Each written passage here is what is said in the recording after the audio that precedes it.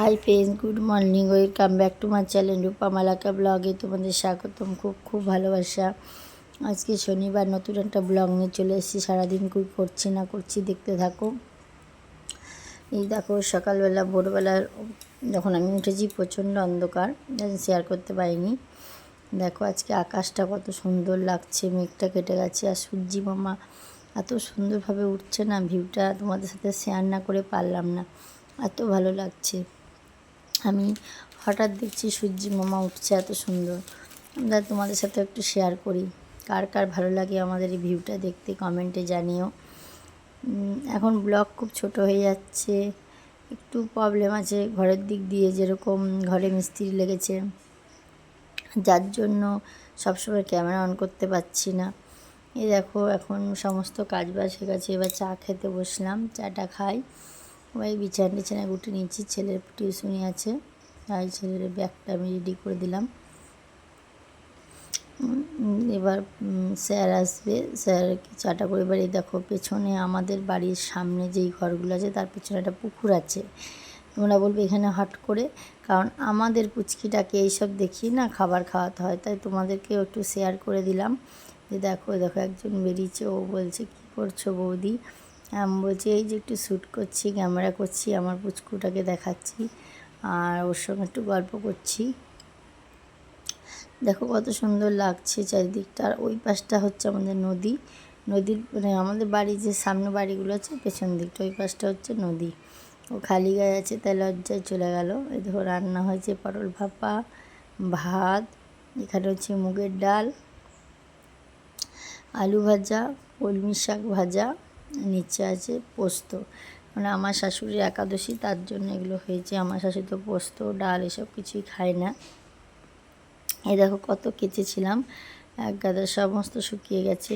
আর এত সুন্দর ঝলমলে আকাশ দেখে সত্যি পুজো পুজো ফিলিংস হচ্ছে, খুব ভালো লাগছে। মেঘলা ওয়েদার হলে একদম ভালো লাগে না।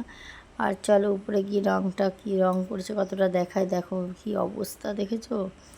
এরপরে যে কী কষ্ট হবে ঘর দিয়ে পরিষ্কার করতে। দেখো এখন হোয়াইটটাই আছে, আর এরপরে রঙ করবে। এখন হোয়াইট কী বলে আমি ঠিক জানি না, মেরে রেখে দিল, তারপরে রং করা হবে। এখন দেখো বেশ ভালো লাগছে, বেশ আগের থেকে তো অনেক সৌন্দর্য লাগে। আগে যা ঘরটা হয়েছিল তার থেকে যথেষ্ট ভালো লাগছে, আর দেখতেও সুন্দর লাগছে। সে কী রং বলে, সিমেন্টের মতো প্লেন হয়ে যায় করেছে। দেখো বেলকনি দিয়ে দেখাচ্ছি ভিউটা, এখন একটু মেঘ করেছে।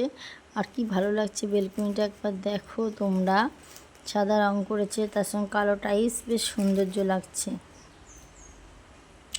আমি এই যে রান্না হয়ে গেছে, তা বললাম যা একটু তোমাদের সাথে শেয়ার করি। আজকে তো মিস্ত্রি আসেনি, যার জন্য সত্যি কথা বলতে এসে শেয়ার করতে পারলাম।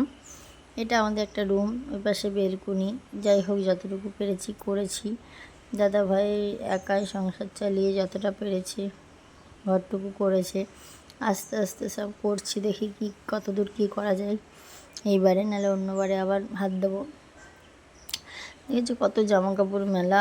আর এই ঘরটাও করেছে রং, এই ঘরটা এখনও পুরো কমপ্লিট হয়নি, এক পিয়ে মেরেছে। দেখো টিকটিকিটা নতুন রং করা ঘর পেয়েছে, এসে বসে গেছে।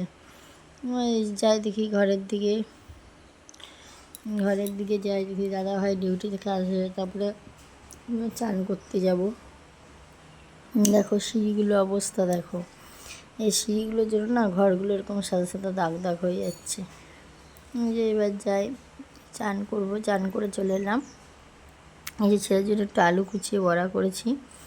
আর দেখছো আকাশটা তো সুন্দর। দাদাভাই আসছে তাই ক্যামেরা করছি, দাদাভাইকে তো বুঝতে দিইনি যে ক্যামেরা করছি, কারণ দাদাভাই ক্যামেরার সামনে আসতে প্রচণ্ড লজ্জা পায়, ক্যামেরার সামনে আসতে চায় না। দেখো আকাশটা দেখে আমার এত ভালো লাগছে, কদিন ধরে বৃষ্টি বৃষ্টি আর ভালো লাগছিল না।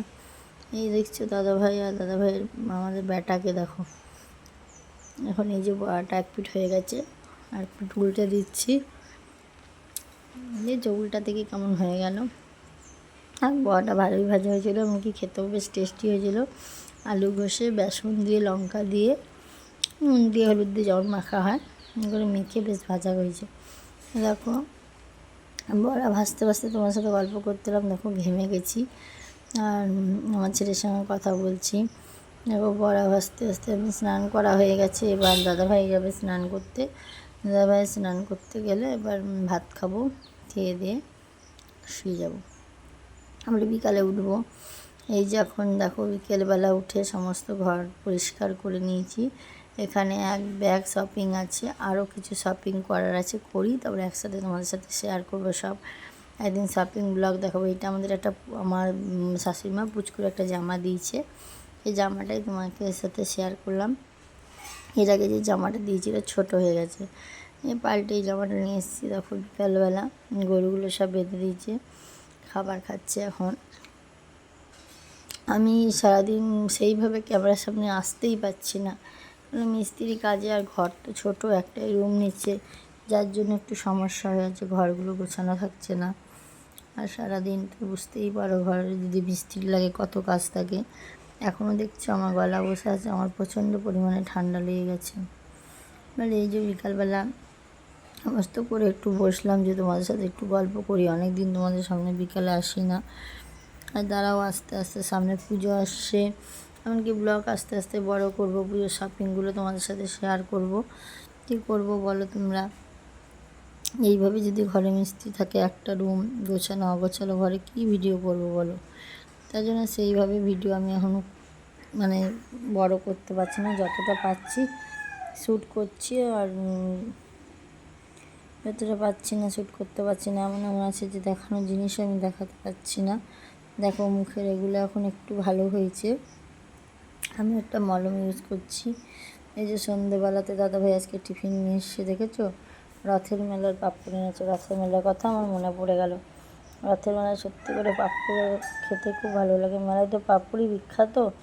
আমাদের এখানে সবসময় একজন পাঁপড় ভাজে, তাই দাদাভাই পাঁপড় আর মিষ্টি নিয়ে এসছে সন্ধ্যাবেলা টিফিন। আমার ছেলে খাচ্ছে, ওর বাবা ডিউটি চলে গেল, ডিউটি চলে যায়নি, ডিউটি থেকে এলো, হাত মুখ ধুতে গেল, ছেলে পড়তে বসেছে বলে ছেলে খাচ্ছে। তোমাদেরকে বলছে খাবে, নি পাঁপড়টা সামনে দেখিয়ে দিল। ঠিক আছে দেখো এই যে পাঁপড় খাচ্ছি, পাঁপড় খেয়ে নিই, আবার রাতেরবেলা ভাত টাত খেয়ে তারপরে তোমাদের সামনে আসছি। তারপরে এই দেখো রাতেরবেলা খাওয়া দাওয়া হয়ে গেছে। দেখো আমার মুখের অবস্থা দেখেছো, আমার মুখের অবস্থা, কারণ মুখে মলম লাগিয়েছি, মুখটা যেহেতু ওরকম হয়েছিল। দেখো রাত হয়ে গেছে, সবাই ঘুমিয়ে পড়েছে। এই জায়গাটা কত পরিষ্কার লাগছে দেখেছো, দেখতে বেশ সুন্দর লাগছে।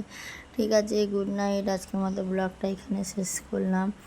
আমার সাথে আবার নতুন একটা ব্লগ নিয়ে কালকে আসবো। আজকে শনিবার, কাল সানডে, নতুন একটা ব্লগ নিয়ে তোমাদের সামনে চলে আসবো।